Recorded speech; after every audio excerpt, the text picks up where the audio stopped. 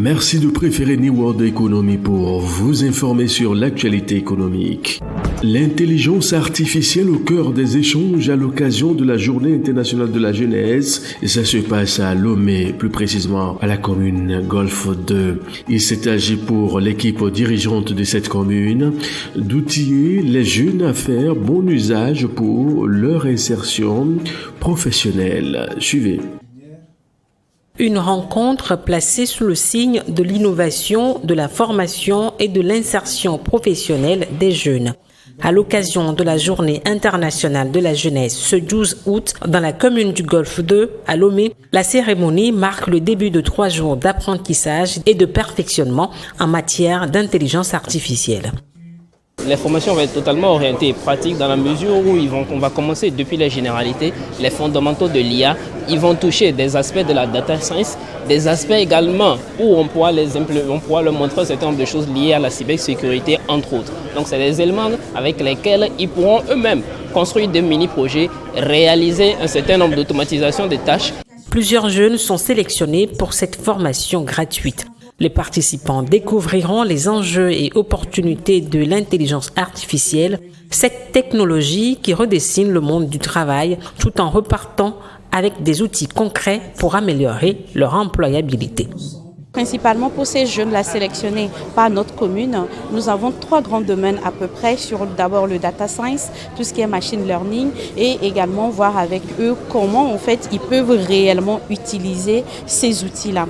Vous savez, même si on dit que la technologie va vite, on ne le sait pas, mais les jeunes vont encore plus vite que la technologie. Et tout ce que les jeunes demandent, c'est d'avoir les moyens et pour apprendre et connaître bien les outils qui vont leur permettre justement de pouvoir être à la page. Lomé Business School mettra son expertise académique au service des jeunes à travers son appui technologique.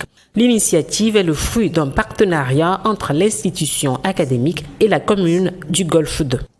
Donc Golfe 2, par rapport à ce projet structurant, a l'ambition de créer, après cette formation, un incubateur qui sera un centre de coworking, un centre de travail et de recherche pour les jeunes de notre commune qui sont vraiment très doués dans la recherche en intelligence artificielle, car certains ont déjà même développé des applications. La municipalité entend donc accompagner activement sa jeunesse dans la révolution numérique en misant sur l'IA comme levier de développement et de rayonnement local.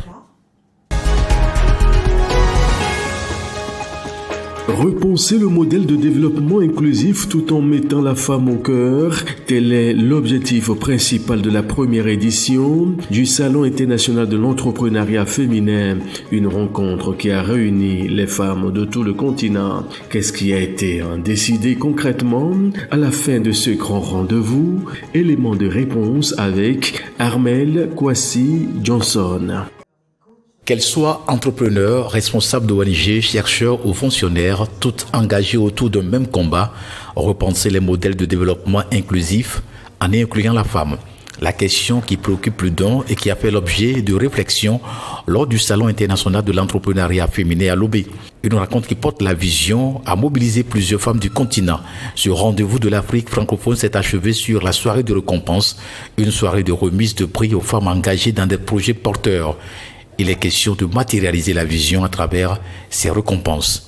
C'est la fin d'un long processus et le début d'une autre pour toutes celles qui ont gagné un prix aujourd'hui, parce que le prix n'est pas un cadeau et elles seront suivies. Il y a un point focal dans tous les pays, dans les 14 pays. Et celles qui ont gagné ce soir auront souvent les incursions du comité de suivi et d'évaluation pour voir si toutes les conditions sont réunies pour qu'elles puissent bien utiliser ces fonds à bon escient. La femme est donc appelée à être repositionnée comme fondement de l'éducation et le développement. Cette initiative vient donner un coup de pouce à la réalisation de la vision, sans oublier le Grand Prix africain IAS de l'entrepreneuriat féminin. Ça a été une occasion assez particulière pour IAS aujourd'hui de s'aligner sur un événement qui célèbre en réalité la femme d'une manière et surtout veut révolutionner, comme je disais tout à l'heure, donc l'entrepreneuriat au féminin, surtout africain. Il faut reconnaître que IAS aujourd'hui ne se situe pas qu'au Togo, nous sommes panafricains. Et pareil pour cet événement également qui est très panafricain. On a vu beaucoup de femmes représenter beaucoup de pays d'Afrique qui sont venus ce soir. Et pour nous aujourd'hui, c'est quand même un tremplin. C'est un privilège pour nous de pouvoir nous aligner sur un événement de cette taille-là. Cette soirée de récompense vient boucler la première édition du Salon international de l'entrepreneuriat féminin.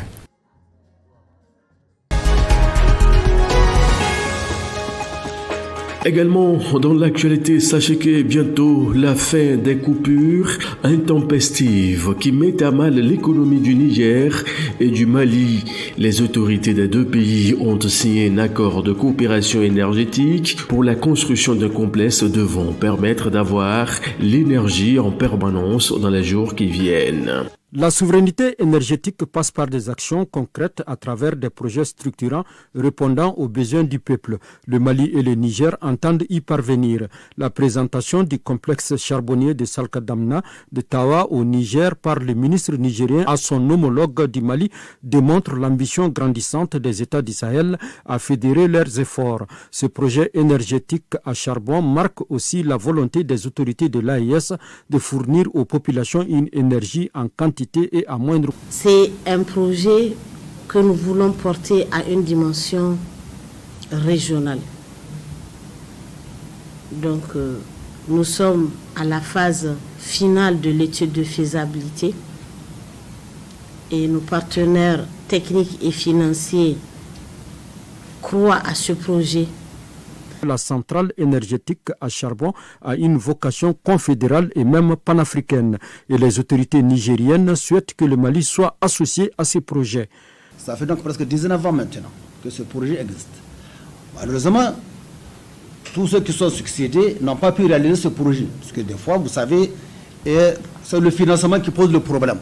La révolution industrielle et autres là, c'est à base du charbon que ces pays-là se sont développés.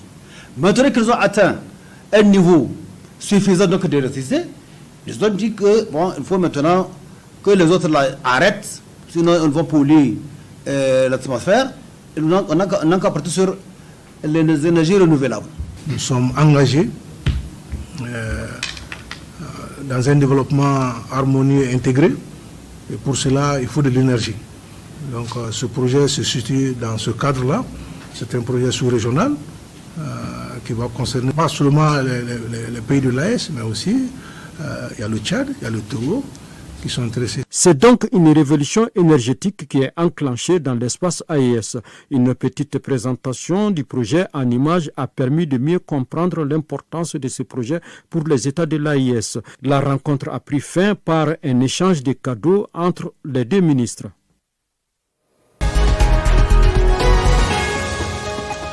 Les droits de douane entre les États-Unis et la Chine, on en parle encore avec les commerçants chinois qui se prononcent sur le prolongement de la trêve. Suivez. Je ne pense pas que l'impact de la trêve tarifaire sera significatif. Comme c'est montré assez imprévisible ces derniers temps, je ne pense donc pas qu'il faille accorder trop d'importance à cette question. Je pense que les négociations, sans aucun doute, permettront aux deux pays d'avancer dans la bonne direction vers la réalisation d'objectifs communs. En ce qui concerne les droits de douane, si aucun n'est réalisé, lors des prochaines négociations, les droits supplémentaires de 25% pourraient continuer à être rapportés.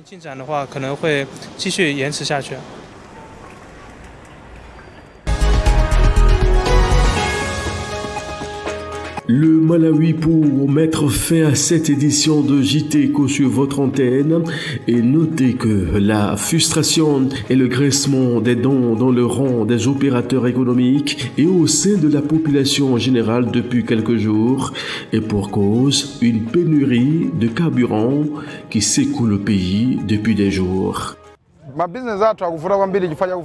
Mon entreprise ne va pas bien à cause de la pénurie de carburant. Je gère une entreprise de taxi à moto et il devient difficile de les convaincre de payer des tarifs plus élevés, par exemple lorsqu'ils veulent amener un patient à l'hôpital.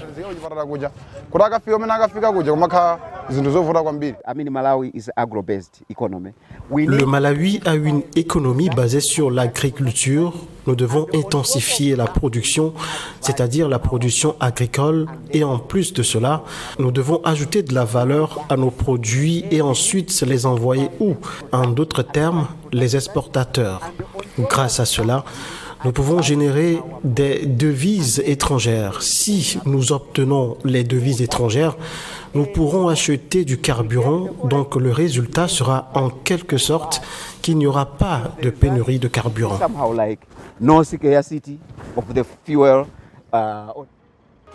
Vous avez été nombreux à nous suivre. Merci. Merci pour la fidélité sans cesse renouvelable. Très bonne suite de nos programmes à vous tous.